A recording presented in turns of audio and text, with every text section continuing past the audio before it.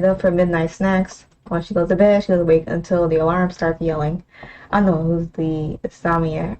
Insomniac? Yeah. That's why I knew something was wrong when I found her kneeling in front of the fridge that night. Oh God. That's what I think it is. I look up and away from my monitor at the sound of the fridge being open. Shuffling footsteps are dull in my ears, muffled by my closed door. Okay. I don't stop to question how stupid I look as I lean over and grab the metal bat, pressing against my bed, pulling on my socks to hide my footsteps as I creep to the door and crack it open. Huh. Do not be a burglar. Do not be a burglar. Do not be a burglar. No sign of movement. My next instinct is to check on Fawn. She's woken up by now. I can barricade myself in her bedroom with her as we wait for the cops to come. Swimming against the unknown apartment burglar doesn't stand a chance. Even I was smart enough to know that. We should then drop out of those martial art classes. It's a stupid, fleeting thought, yes, but one that crossed my mind many times before. Being this weak and useless has always been a sore point for me. And there's no better time to face this insecurity than while staring down the potential of a goddamn home invader in our apartment. Now, with myself completely out of the room, I lean over in awe, but lunge over to Fawn's bedroom, slipping in through the door and gripping my phone in my other hand. Alright, so all that's left is to tell her what's going on. I glance over the bed, but it's empty. I'm pretty sure it's just her in the fridge. Hopefully. Fawn? Oh my god, where is she? Why is she in bed? She should be here. A quick inspection of her bed reveals to me that the mattress is still warm. The edges of her blue comforter turns inward. That can only mean she's out there. Can we save? Oh, not the all save. But, yeah. So we'll go to the kitchen. If things in bad, then we'll do it again. I'm gonna see if I can do nothing, not this time. No more playing around. If I'm dying, I'm gonna die protecting my fiancé. Stealing my nerves is the easy part. Gripping my bat so tight my knuckles start to lose color. Pull the door open and start to sprint out with wavering confidence. And probably slip like a damn cartoon before landing straight on my back. These stupid floors. My heart skips a beat at the sound of the door creaking open until... Dana? There's no burglar, is there? No, Susan, I was just getting a snack. Like I said, at the fridge. Possibly getting a snack. Face my fiancée fills my gaze as she leans down to help me up, giving the top of my head a gentle pat. Waves of embarrassment crash through me from the roots of my hair all the way to my ankles. Oops. I'm glad that you were just ready to run out and fight someone for old me, though. Really. I don't know why, but I found myself wrapping her in a tight hug. Chin resting on top of Fawn's head. I back the urge to cry. Scared the shit out of me. I thought something broke in. I'm sorry for scaring you, Dana. I didn't mean to. I was just hungry, was all. It's fine, really. It wasn't your fault. Okay, but as I settled in and we both assure one another everything is fine, some inkling of a thought begins to nag in my brain. Try as I might, the thought just wouldn't go away. Leaning forward against my hand, the glow of my computer screen is the only thing that illuminates my eyes as the question runs through my brain 1,000 times a second. How was she up? We had a snack. Doesn't make sense. The schedules are almost the polar opposite of one another. I'm lucky enough to have a night shift job, doing some bullshit data entry for whatever company. The Fawn's schedule is much more regular. She goes to bed, she needs every second of sleep she can get. That's the whole reason why we even sleep in separate rooms. I know my worth is disturb her sleep. I don't know. No matter how much I pick my brain, I can't find a reasonable answer. So when I finish my work and head to bed, I try my damnedest to put the issue behind me. It's probably not even an issue. Just a little deviation from what I know.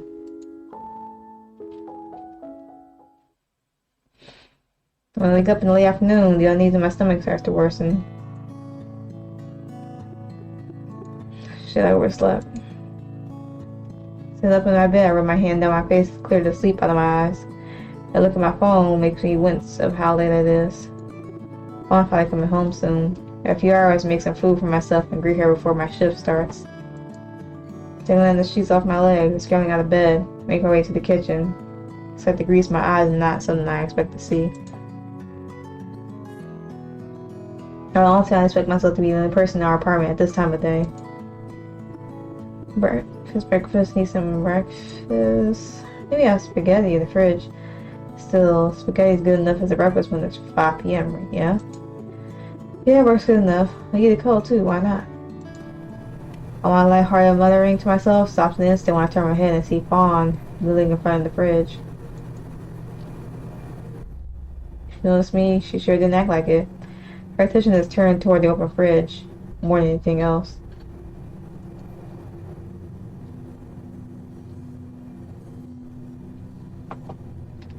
A quick glance at the floor reveals to me that she's been sitting there for a while now. Containers of leftovers all with various amounts of food in them, scattered tiles surrounding Fawn. Looking up, I take notice of the glass container in their left hand. It used to be where we stored the extra spaghetti I made a few days ago. Now Fawn was shoving it in her mouth as fast as she could with her other hand. She wasn't stopping to chew, I don't think.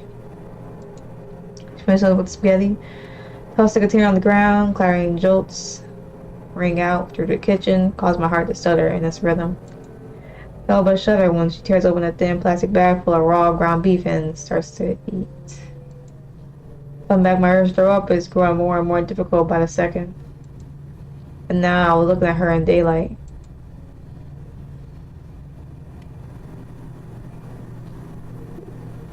When did Fawn lose weight?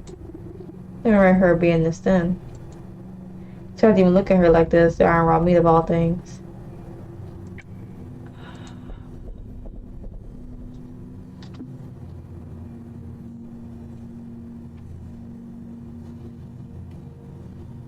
We're just gonna do this in the way that I would. I would just sneak back. Because nothing about that scream is normal, and I don't think her reaction to seeing this would be normal either.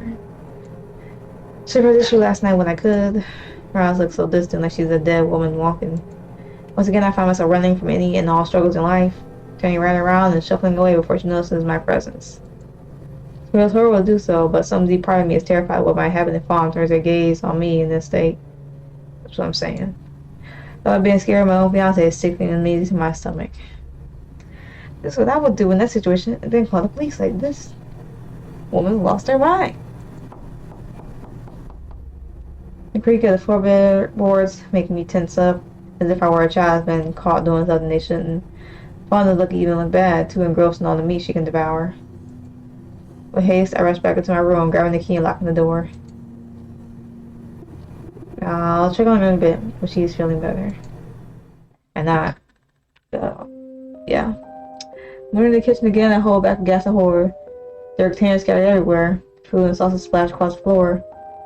No sign of Fawn that I can see. Maybe she's asleep. Without so much as a word, I grab the containers and start to put them in the sink. Wash them up after I mop the fluids splattered on the ground. When I'm done, I'll go get groceries. No word was said between us regarding what I'd seen. Sure, she didn't want to be reminded of it. I had really, truly, sincerely tried to delude myself into believing my own lies. But they were only dreams, and deep down I knew that too.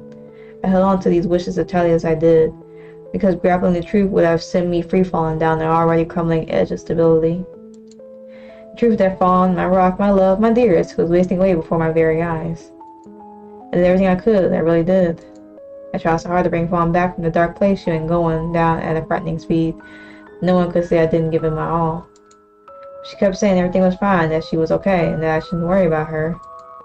As the week passed, she kept eating and eating everything she could, drilling it listlessly as she did. Even still, she kept losing weight. So I stayed with her though, stayed as long as I could, trying to get her to seek help. Even then, I couldn't let her starve, so despite everything, I bought her more and more food to eat. Anything so my love wouldn't be in such a hunger and thirst. But it wasn't enough.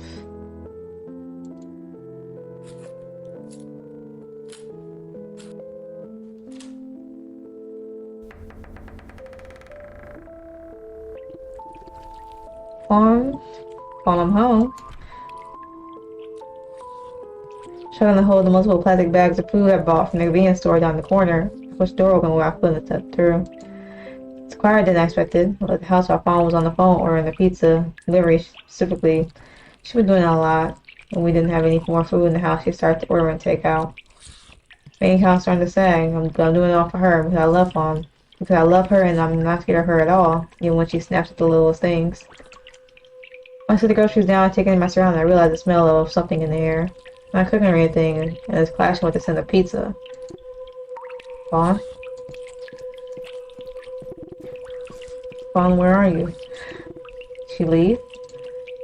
Looking once, I hold my breath and try to listen for her. Soft tearing and chewing noise I just barely audible as I strain my ears. Somewhere in the dining room. I release my breath and look down. The floor is covered in blood. Fills my vision. Whose blood is this? Muffling the gas, I drop the bags onto the floor and start to back away. Blood seems to be coming from the fridge. Rivulets of crimson pool from the edges of the door and onto the ground. I look up at the sink, and the sink only drips if someone turned it on a few minutes ago. Blood streaks line the stainless steel. What happened here?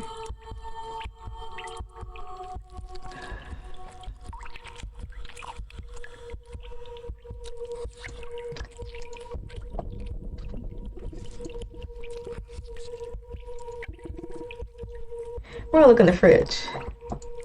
A low sinking feeling in my stomach only deepens as I advance over to the fridge. Either Fawn confronts me about it now, I can act like I'm just putting away groceries. Exactly. Nothing, absolutely nothing. Thank God. So I stand in relief, it fell from my chest. Guess I'm just on edge. I know Fawn. She'd never do something like this. Mostly empty fridge shines a harsh white light upon my face, spreading clean. I scrubbed it out after Fawn did it again. It's too clean. I looked down and realized the blood was coming from our fridge, pulling from the freezer. No. If everything in me screaming to pull away and leave it alone, I kneel down and open the drawer. Okay, that kind of scared me a little bit.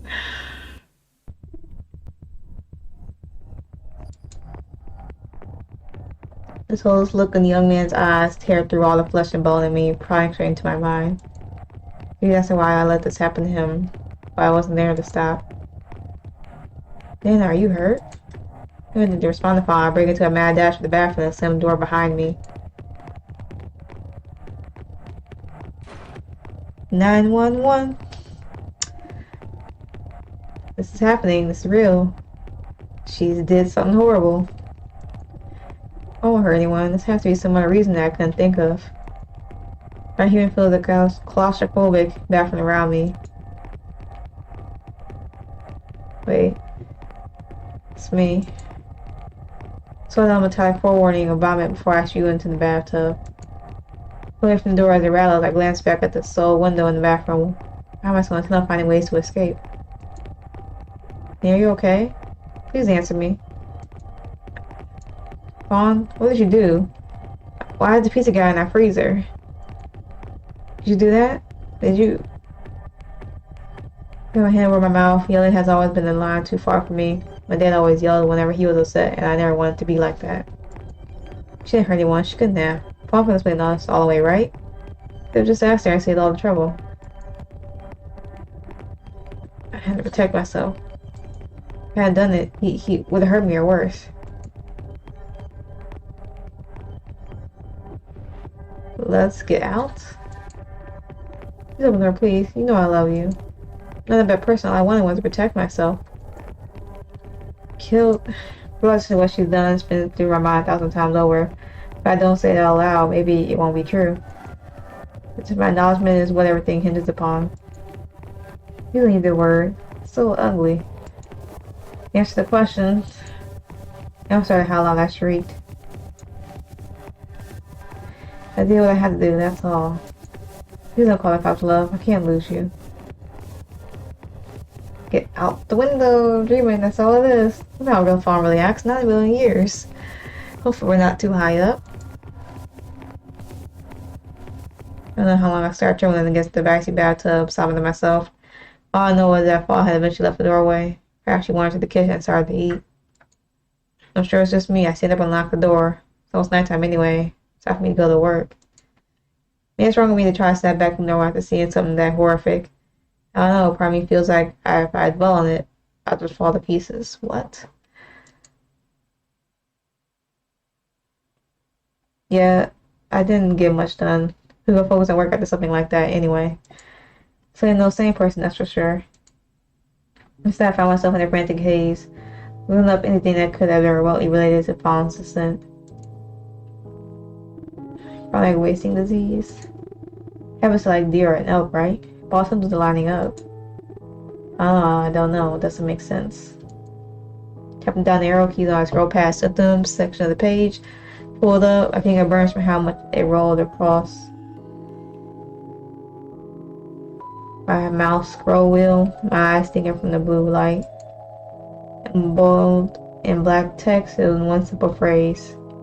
No cases of chronic wasting disease have ever been reported in humans. Yeah, I'm clearly off my mark with my fiancé to break a new medical ground without even knowing it. I didn't have to be Fawn of all people. It could have been anyone else. I just knew if Fawn was going through it, I'd be okay. All I wanted to know was what was happening to her. Maybe it's all me. Maybe I'm the one who doesn't understand. Who's it being supportive enough? Fawn isn't a bad person after all. Looking hard to clear my eyes, I click away from the page and start to scroll again. It's 3 in the morning now, and my mind is spiraling down the brink of horror the more I look. Sometimes I think I can almost see her just sitting there with me. So faint and probably a trick of the light, but it leaves me with a prickly feeling in my chest. A little guttural groan appeared, exhaustion rolls from my chest, and my head on my desk. I want to get up, but eventually I find myself sitting up again and leaning over to grab an old camcorder. I was always been a sucker for older technology, even if I knew that my phone could make much better video. Perhaps the video in question is something I've executed 100 times over.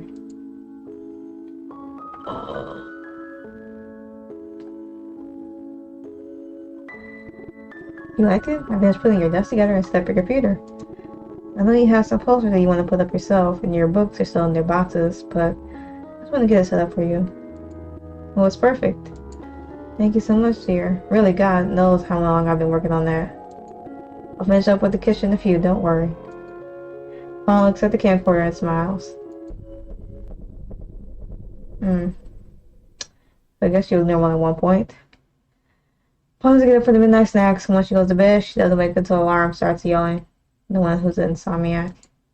I knew something was wrong when I found her kneeling from the fridge at night.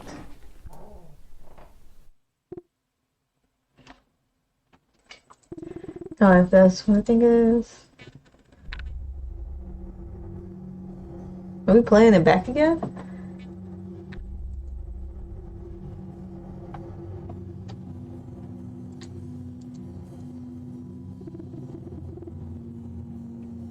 I feel like we went through all this already. Yeah, we did.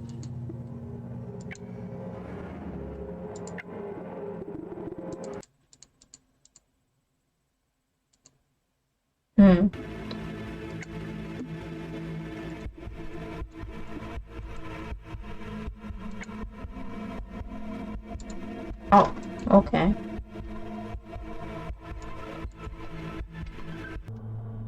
Alright, so I'm not really sure if that was the end. It kind of like went back to the beginning, so I'm not exactly sure if that was like the game being done. I tried to get back to where we were, but it gave me an error, so I believe that's it. If I'm wrong, I apologize. If not, then kudos. But this is Fawning Over a Corpse. On the right is Dawn, or Dana, and the left is Fawn. I got it wrong. But I mean, call them Dawn, Fawn, Dana, Dawn. Yeah, kind of goes together. But yeah, it's pretty wild game. I honestly wasn't expecting the whole freezer thing. It did scare me a bit, so it was entertaining. I liked it. But if you want to play this game for yourself, see the other gallery options. I got these so far, so didn't get all of them. but I got a good amount. So yeah, pretty wild, pretty insane, but yeah, it was good. So like I said, of course, you want to play this game, everything will be in the description below for y'all to do that. If not, that's totally fine. If you like this video and you want to support the channel as well, you can like, comment, subscribe, all that fun stuff. If you want to share the video even. If not, that's fine too. But with that being said, go ahead, a good day, good yesterday, and better tomorrow, and I will catch y'all in the next video.